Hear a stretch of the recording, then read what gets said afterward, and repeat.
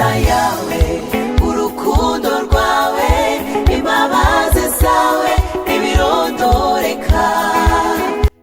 Haleluya, haleluya. Yesu Kristo nashimwe.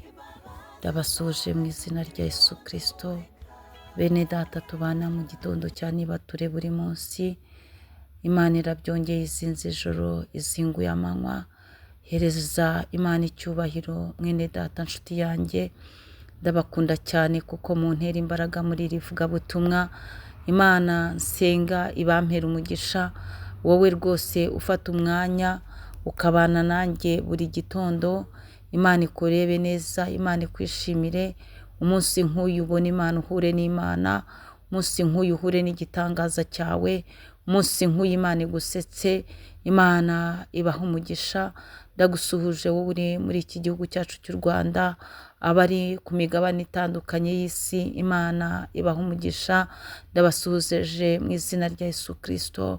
Bakristo b'itorero Elayono Mountain Church mu Rwanda, Imana ibanezeze, Yesu Kristo ashimwe. Izina ry'Imana yacu rihabwa icyubahiro. Tubyutse dushima Imana, tubyukiye mu mwanya wo gusenga. Igitondo nk'iki hereza Imana icyubahiro, banza Imana hose muri byose. Banza Imana ku byawe no ku bawe. Imana ihagarare hagati yawe n'ababisha bawe. Imana ikunezeze, Imana ikwagurire imbago. Imana ikwagurire bizinesi yawe. Imana ikwagure mu rushako, mu rubyaro. Imana ikwibuke ikunezeze. Imana ishimwe cyane. Muri kumwe na Bishop Leonira, umushumba w'itorero Elayono Mountain Church mu Rwanda. Dukomeje mu bihe byacu byo gusenga, tukiri muri teme yacu twise ngo sinakurekura Mana, sinakurekura utampaye umugisha. Nukuri biragukwiriye yuko ugira ibihe byo gusenga kandi ukafata umwanya wateguye wo kuba imbere y'Imana. Ntihagire ikiwugukuramo, ntihagire ikikuzunguza ngo kiguteshe inzira nziza watangiye. Imana ishimwe kuko ukeneye umugisha ku Mana. Hari umugisha Imana ibasha guha. Imana igira imigisha myinshi itanga bitewe n'uko umuntu yifuza ko yamugenzereza. Ushobora kuba wifuza umugisha w'urubyaro, umugisha w'akazi, umugisha wo kwagurirwa bizinesi, umugisha umuntu asaba imigisha itandukanye, umugisha w'uburinzi, umugisha wo kurwanirirwa n'Imana ikakuneshereza ababisha bawe, umugisha wo guhindurirwa izina. Birashoboka ko ufite izina ribi, abantu bakuzi nabi, ariko Imana iyo ikugezeho guhindurira izina. Uwari Yakobo umuriganya agahinduka Israheli umunyamugisha. Imana ishimwe. Reka nkubwire, nturekure Imana, ntuve mu by'Imana itaguhaye umugisha. Naravuze ngo sinakurekura Mana, ariko birashoboka ko igituma Imana idahura nawe ukigundiriye. Hari ibyo nawe ugifashe, hari ibyo ugifashe ukigundiriye wanze kurekura. Kugira Imana igufate igukomeze, igukomereza amaboko, nuko ugira ibintu bidafite umumaro urekura.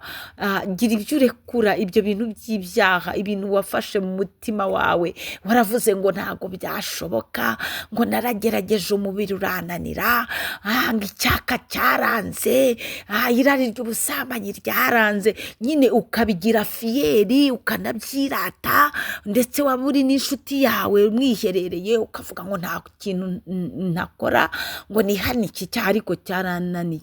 Reka nkubwire, urakigundiriye, uragisiga, uragisigiriza.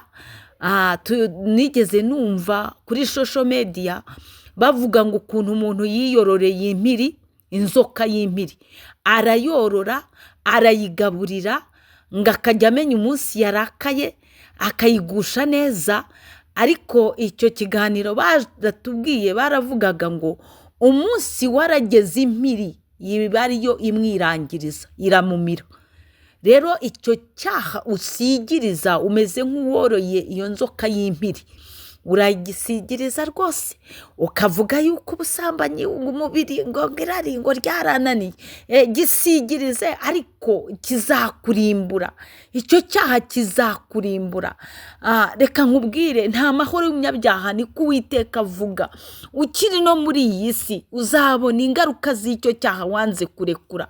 Uravuga ngo ubusambanyi rwose ngo ni ukugira ngo nanjye ngo njye mu rwego rw'abandi bantu, ubusinzi bukagukoroniza kugeza aho ufata amadeni utabasha kwishyura, ugahinduka wa mwibone w'umuhemu. Rekura icyo cyaha. Ibiyobyabwenge, uravuga ngo ntabwo wabasha gusinzira utanyweye ikiyobyabwenge, ariko reka nkubwire, umuntu wakiriye Yesu Kristo nk'umwami n'umukiza we aba afite amahoro yo mu mutima, ku buryo we gusinzira ntabwo bimugora, apfa kurambika umusaya ku gitanda agahita yisinzirira. Impamvu buri bitotsi ni abadayimoni baba babitwaye. Satani araza akaguhahamura, akakwereka ibintu bidashoboka, akakubwira yuko kugira ngo ubashe gusinzira ari ukubanza kwimenamo ibyo biyobyabwenge. Nta mahoro y'umunyabyaha niko Uwiteka avuga. Nyemerera urekure gusa, hanyuma wemerere Yesu nawe agufata agukomeze. Namara kugufata akagukomeza, ubwire Yesu ngo Mana sinakurekura utampaye umugisha. Imana iraguha umugisha. Nyemerera dusome ijambo ry'Imana, igitabo cya Yobu ibice 27, umurongo wa 6, dusome mu izina rya Yesu Kristo.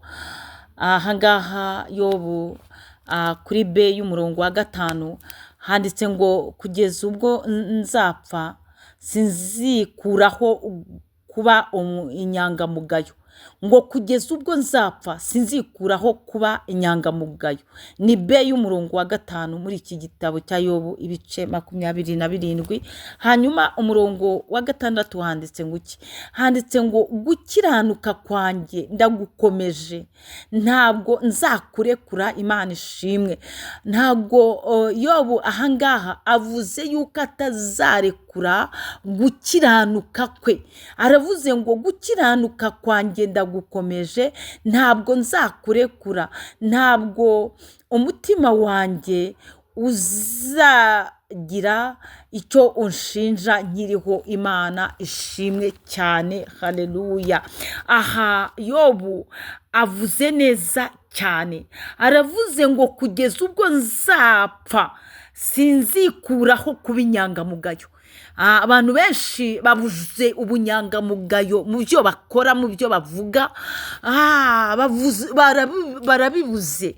Ntabwo rero Imana wowe yagufata ngo igukomeze guhindurire izina. Deja nawe warangije guhindura izina ryawe, kuko nta bunyangamugayo ugira. Mu byo uvuga ntugira gahunda, mu byo ukora urabeshya, mu migambi yawe huzuyemo igomwa, huzuyemo umujinya, huzuyemo ibibi byinshi. Rero Yobu avuze neza ngo kugeza ubwo nzapfa sinzikuraho ubunyangamugayo. Ndakubajije nshuti yanjye, mwene data mu Kristo, iyo wikontroye ukireba, urabona uri inyangamugayo? Urabona uri inyangamugayo? Yobu aravuze ngo sinzikuraho kuba inyangamugayo. Ese uri inyangamugayo? Urabona sosiyete yakwizera? Wijya no muri sosiyete kure, umuryango wawe, famiye yawe, kwa so wanyu, kwa nyoko wanyu, mbese abo bantu bawe, izo nshuti za hafi, ubona bagufata nk'inyangamugayo. Yobu aravuze ngo kugeza ubwo nzapfa sinzikuraho kuba inyangamugayo. Hanyuma 5 aravuze ngo gukiranuka kwanjye ndagukomeje, ntabwo nzakurekura. Aravuze ngo gukiranuka mu byo avuga, gukiranuka mu byo akora, gukiranuka mu byo apanga gukora, ngo ntabwo azakurekura. ntabwo azarekura gukiranuka, kuko gukiranuka kwe yakubonyemo umugisha, gukiranuka kwe hari aho kwamutambukije, gukiranuka kwe kwamuhaye ijambo, gukiranuka kwe kwatumye Imana imwirata imbere ya Satani. Aramurangije aravuze ngo gukiranuka kwanjye, ayiwe Imana ishimwe, ndagukomeje, ntabwo nzakurekura. Imana ishimwe, wowe ntabwo nzi ibyo ugundiriye ibyaha gusa, ariko Yobu wavuze ko agiye kugundira gukiranuka kwe, ngo gukiranuka kwanjye ngo ndagukomeje, ntabwo nzakurekura. Wambabariye ukarekura ibyaha, ahubwo ukagundira gukiranuka, ukagundira gukiranuka kugeza igihe Imana yo mu ijuru ikureba uri hano muri iyi si itoroshye, ikavuga ngo uriya mugabo arankiranukira, uriya mubyeyi arakiranuka, umukobwa uriya arakiranuka, uriya musore ni ukuri arakiranuka. Reka Yobu adubere icyitegererezo cyiza. Aravuze ngo ntabwo nzakurekura, gukiranuka kwanjye ntabwo nzakurekura, ntabwo umutima wanjye uzagira icyo unshinja nkiriho. Umutima wawe nta cyaha uri kugushinja muri iki gitondo? Nta cyaha ubyukanye? Ese nijoro nta cyaha wararanye? Urumva umutima wawe ntacyo ugushinja? Nimba rero umutima wawe hari ikintu ugushinja, rekura mu izina rya Yesu, ahubwo unyemerere usingire gukiranuka, ntukurekure mu izina rya Yesu. Imana ishimwe. Nakubwiraga ngo umere nka Yobu, aho yaravuze ngo gukiranuka kwanjye ndagukomeje, ntabwo nzakurekura. Rero birasaba ngo ugire ibyo ubanza kurekura, ibibi ubanza ubirekure, nurangiza ufate gukiranuka ugukomeze kandi ntukurekure. Imana ibahe umugisha. Shalom shalom, muhahe muronke, Imana ibarebe neza ibanezeze, mu izina rya Yesu Kristo ndabakunda. Ije neza